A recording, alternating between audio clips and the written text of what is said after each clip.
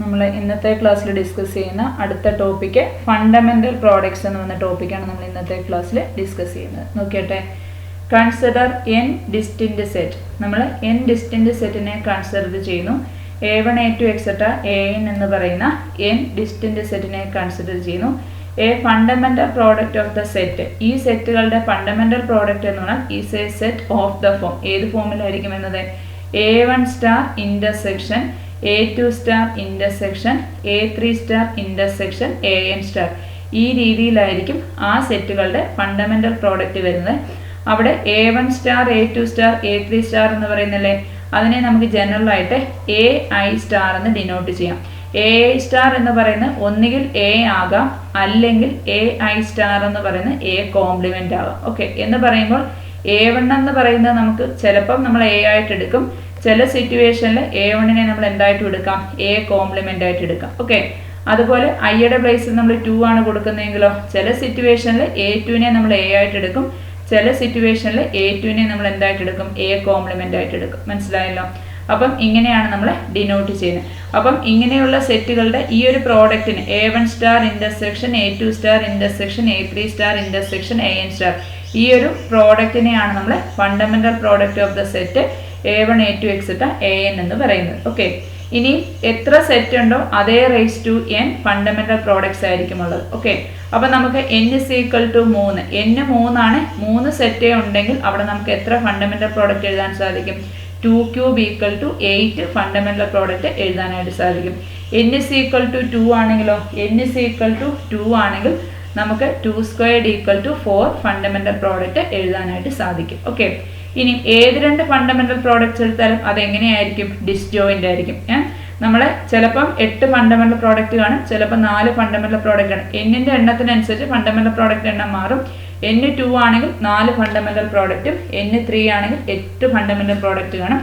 ഈ ഫണ്ടമെന്റൽ പ്രോഡക്റ്റുകളെല്ലാം എങ്ങനെയായിരിക്കും? ഡിസ്ജോയിന്റ് ആയിരിക്കും. അതേസമയം നമ്മുടെ യൂണിവേഴ്സൽ സെറ്റ് U എന്ന് പറയുന്നത് ഈ ഫണ്ടമെന്റൽ പ്രോഡക്റ്റുകളുടെ എല്ലാം കൂടെ യൂണിയൻ ആയിരിക്കും. ഓക്കെ, ഈ ഫണ്ടമെന്റൽ പ്രോഡക്റ്റുകളെല്ലാം ഡിസ്ജോയിന്റ് ആയിരിക്കും, പക്ഷേ യൂണിവേഴ്സൽ സെറ്റ് U എന്ന് പറയുന്നത് ഈ ഫണ്ടമെന്റൽ പ്രോഡക്റ്റുകളുടെ യൂണിയനും ആയിരിക്കും. ക്ലിയർ ആണല്ലോ? ഇത് ഒരു മാർക്കിന്റെ ഡെഫിനേഷൻ പഠിച്ചോണം. ഓക്കെ, ഇനി ഇതിന്റെ ഒരു എക്സാമ്പിൾ കൊടുത്തിട്ടുണ്ട്.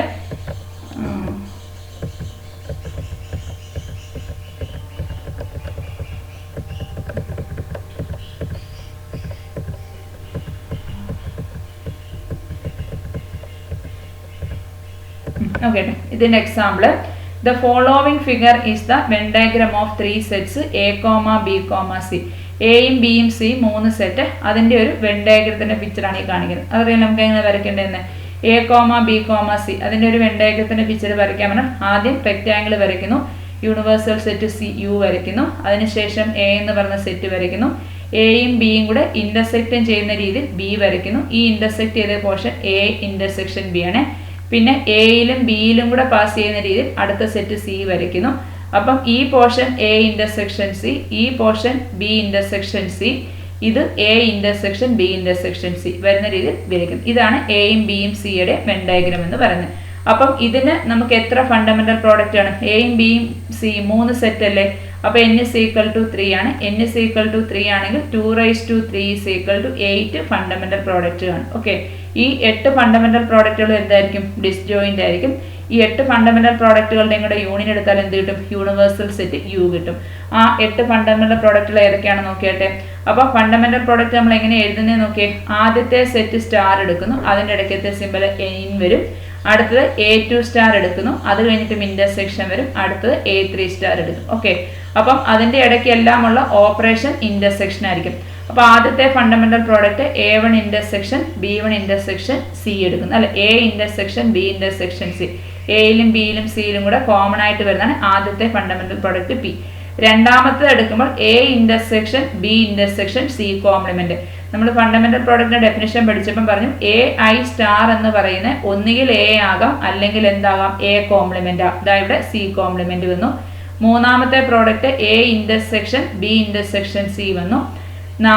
അഞ്ചാമത്തേതായി ഈ പ്രോഡക്റ്റ് റീഡ് ചെയ്യണേ, A complement intersection B intersection C. അപ്പൊ ആദ്യം A intersection B intersection C, പിന്നെ സിയുടെ മാത്രം കോംപ്ലിമെന്റ്. അപ്പൊ A intersection B intersection C complement, പിന്നെ ബിയുടെ കോംപ്ലിമെന്റ്. അപ്പോൾ A intersection B complement intersection C, പിന്നെ എയുടെ complement A complement intersection B intersection C. ഇനി രണ്ടെണ്ണം കോംപ്ലിമെന്റ് എടുക്കണം. നോക്കിയേ, ആദ്യത്തേത് A complement intersection B complement intersection C എടുത്തു. പിന്നെ A complement A intersection B complement intersection C complement എടുത്തു. പിന്നെ A complement intersection B intersection C രണ്ടെണ്ണം കോംപ്ലിമെന്റ് വന്നു. പിന്നെന്താണ്, മൂന്നും കോംപ്ലിമെന്റ് വന്ന് A complement intersection B complement intersection C complement. ഇങ്ങനെയാണ് നമ്മൾ 8 ഫണ്ടമെന്റൽ പ്രോഡക്റ്റ് എഴുതി. ഓക്കെ, മനസ്സിലായല്ലോ. ആദ്യം മൂന്നിന്റെയും ഇന്റർസെക്ഷൻ എടുത്തു. പിന്നെ ഏതെങ്കിലും ഒന്നിന്റെ കോംപ്ലിമെന്റ്, സി കോംപ്ലിമെന്റ് മാത്രം ബാക്കി രണ്ടും ഇന്റർസെക്ഷൻ. പിന്നെ ബി കോംപ്ലിമെന്റ് മാത്രം ബാക്കി രണ്ടും ഇന്റർസെക്ഷൻ. പിന്നെ എ കോംപ്ലിമെന്റ് മാത്രം ബാക്കി രണ്ടും ഇന്റർസെക്ഷൻ. പിന്നെ രണ്ടെണ്ണത്തിന്റെ കോംപ്ലിമെന്റ്, എ കോംപ്ലിമെന്റും ബി കോംപ്ലിമെന്റും എടുത്തു, സി ഇന്റർസെക്ഷൻ വന്നു. ബിയുടെയും സിയുടെയും കോംപ്ലിമെന്റ് എടുത്തു, എ ഇന്റർസെക്ഷൻ വന്നു.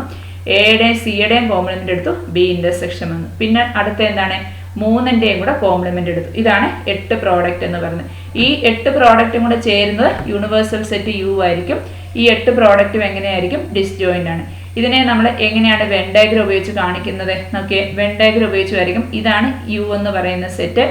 ഇത് എ വരും, ഇത് ബി വരും, ഇത് എയും ബിയും സിയും കൂടെ ചേരുന്ന കോമൺ പോർഷൻ വരും. ഓക്കെ, ഇത് എ എന്ന് പറയുന്ന സെറ്റ്, ഇത് ബി എന്ന് പറയുന്ന സെറ്റ്, ഇത് സി എന്ന് പറയുന്ന സെറ്റ്. ഓക്കെ, അപ്പോൾ ഈ മൂന്നിലും കൂടെ ഇന്റർസെക്ഷൻ വരുന്ന ആരാണ്, ഇതാ P1 ആണ്. ഓക്കെ, അപ്പം ഇത് മൂന്നും കൂടെ ഉള്ള കോമൺ ഇന്റർസെക്ഷൻ ഇതാ ഇതാണ് P1 വരും. ഓക്കെ, എയ്ക്കും സിക്കും മാത്രം ഇന്റർസെക്ഷൻ വരുന്ന ആരാണ്, എയും സിയും മാത്രം ഇന്റർസെക്ഷൻ വരുന്നത് ഇതാ P3 ആണ് അല്ലെ. അതിനകത്ത് ബി ഇല്ല അല്ലെ. എയും സിയും മാത്രമേ ഉള്ളൂ ഇന്റർസെക്ഷൻ, ബി ഇല്ല, അത് P3 ആണ്. ഇതാ ഇവിടാണ് എയും സിയും വരുന്നത്. ഇനി ബിയും സിയും മാത്രം വരുന്നതോ ഇതാ ഇതാണ്, അവിടെ എ ഇല്ല. ബിയും സിയും മാത്രം വരുന്നത് ഇതാണ്, അവിടെ എ ഇല്ല. അപ്പൊ ഇത് P5 വരും. ഇനി അടുത്ത ഏതാണ്, അടുത്തത് എയും ബിയും മാത്രം വരുന്നതോ ദാ എയും ബിയും മാത്രം വരുന്നതാ ഇതാണ്, അവിടെ സി ഇല്ല. ദാ എയും ബിയും മാത്രം വരുന്നതാ ഇവിടെയാണ്, ഇവിടെ P2 വരും, അവിടെ സി ഇല്ല. ഓക്കെ, ഇനി അടുത്തതോ, ഓക്കെ, ഇനി നമുക്ക് എ മാത്രമുള്ളത് എടുക്കാം. ഓക്കെ, എ മാത്രമുള്ളതെന്ന് പറയുമ്പോൾ ദാ ഇതാണ്, എവിടെ വരും, P4 വരും. ഓക്കെ, അവിടെ ബിയും സിയും ഇല്ല. ബി മാത്രമുള്ളതോ ദാ P6 വരും, അവിടെ ബിയും സിയും ഇല്ല, അല്ല എയും സിയും ഇല്ല, എയും സിയും ഇല്ല, ബി മാത്രമേ ഉള്ളൂ, P6. പിന്നോ P7, അവിടെ ആരില്ല, എയും ബിയും ഇല്ല, സി മാത്രമേ ഉള്ളൂ, P7. അപ്പൊ എല്ലാവരും ആയോ, ദാ P1. ഇനി നോക്കിയേ, എയും ഇല്ല, ബിയും ഇല്ല, സിയും ഇല്ല. അപ്പൊ അതെവിടെ പോകും, യൂണിവേഴ്സൽ സെറ്റ് യുവിൽ, ഇതിന്റെ എല്ലാം മേളിൽ പോകും. Okay, P1 P2 P3 P4 P5 P6 P7 P8. ഇങ്ങനെയാണ് ഈ ഫണ്ടമെന്റൽ പ്രോഡക്റ്റിന്റെ വെൻ ഡയഗ്രം വരയ്ക്കുന്നത്. മനസ്സിലായോ? അപ്പം ഇതാണ് ഫണ്ടമെന്റൽ പ്രോഡക്റ്റിന്റെ കൺസെപ്റ്റ്. അതിന്റെ വെൻ ഡയഗ്രം വരയ്ക്കുന്നത് ഇങ്ങനെയായിരിക്കും. ഓക്കെ, ഇനി 2 സെറ്റ് ആയിരുന്നെങ്കിലോ, ഇവിടെ നമ്മളിപ്പം 8 സെറ്റിന്റെ കാര്യമല്ലേ പറഞ്ഞേ. ഇനി ഇത് 2 എണ്ണമേ ഉള്ളായിരുന്നുവെങ്കിലോ, 2 എണ്ണേ ഉള്ളുവെങ്കിൽ n = 2 ആണ്. n = 2 ആണെങ്കിൽ ഫണ്ടമെന്റൽ പ്രോഡക്റ്റ് എത്ര എണ്ണം വരും, m = 2² = 4 ഫണ്ടമെന്റൽ പ്രോഡക്റ്റ് വരും. ഓക്കെ, അപ്പം എയും ബിയും സെറ്റ് എടുക്കാമല്ലോ. 2 സെറ്റ് എയും ബിയും എടുക്കുന്നു. അപ്പം ആദ്യത്തെ ഫണ്ടമെന്റൽ പ്രോഡക്റ്റ് P1 ആയിരിക്കും. P1 എന്തുവരും, രണ്ടിന്റെയും കൂടെ ഇന്റർസെക്ഷൻ വരും, എ ഇന്റർസെക്ഷൻ ബി വരും. ഇനി P2 വരുമ്പോഴോ ആദ്യത്തേതിന്റെ കോംപ്ലിമെന്റ്, അപ്പം എ കോംപ്ലിമെന്റ് ഇന്റർസെക്ഷൻ ബി വരും. P3 ആകുമ്പോഴോ ബിയുടെ കോംപ്ലിമെന്റ് വരും, അപ്പൊ എന്തുവരും, എ ഇന്റർസെക്ഷൻ ബി കോംപ്ലിമെന്റ് വരും. ഇനി P4 ആകുമ്പോഴോ രണ്ടിന്റെയും കോംപ്ലിമെന്റിന്റെ intersection, A complement intersection B complement. ഇതാണ് 4 ഫണ്ടമെന്റൽ പ്രോഡക്റ്റ് വരുന്നത്. ഇതിനെ നമ്മൾ വെൻ ഡയഗ്രത്തിൽ എങ്ങനെ മാർക്ക് ചെയ്യും, ഇത് വെൻ ഡയഗ്രം യു എടുക്കുന്നു, ഇത് എ എന്ന് പറയുന്ന സെറ്റ്, ഇത് ബി എന്ന് പറയുന്ന സെറ്റ്. ഓക്കെ, എയിലും ബിയിലും കൂടെ, അതായത് എയിലും ബിയിലും, അപ്പം എയിലും ബിയിലും കോമൺ ആയിട്ട് വരുന്നത് ഇവിടെയാണ്, അത് P1 വരും. ഓക്കെ, എയിൽ മാത്രമുള്ളത് ആരാ, P3 ആണ്, അത് ബിയിലില്ല. ബിയിൽ മാത്രമുള്ള ആരാണ്, P2 ആണ്, അത് എയിലില്ല. ഓക്കെ, P2 ആണ്, അത് എയിലില്ല. എയിലും ബിയിലും ഇല്ലാത്ത ആരാ, P4, അത് ഈ താഴെ പോവും. Okay, P1 P2 P3 P4 രണ്ടെണ്ണം മാത്രമുള്ളതിൽ വെൻ ഡയഗ്രം ഇങ്ങനെ വരച്ചു വെക്കും. ഓക്കെ, 2 എണ്ണം 3 എണ്ണം വരുന്ന സെറ്റ് മാത്രം ജസ്റ്റ് വരയ്ക്കാൻ പഠിച്ചാൽ മതി. ഓക്കെ, ബാക്കിയുള്ള പ്രോബ്ലംസ് നമുക്ക് അടുത്ത ക്ലാസ്സിൽ ഡിസ്കസ് ചെയ്യാം. ഓക്കെ.